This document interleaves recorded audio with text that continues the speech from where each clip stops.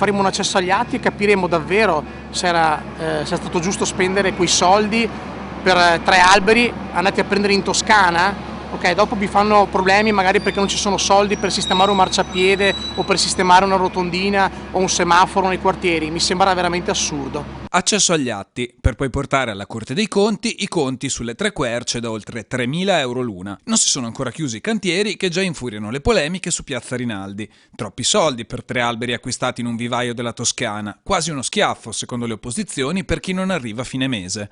Denaro che poteva essere utilizzato diversamente, proprio in sostegno alle povertà, anche perché, insiste il consigliere Acampora, di querce e gratis ne sarebbero arrivate tante a Cassugana da vivai orgogliosi di donare piante, tra l'altro del territorio, alla città.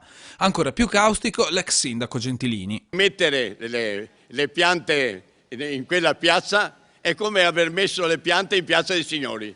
Quindi è uno sperpero di denaro pubblico e credo che i cittadini penalizzeranno alle prossime elezioni questa amministrazione che è la peggiore della storia millenaria della città di Treviso.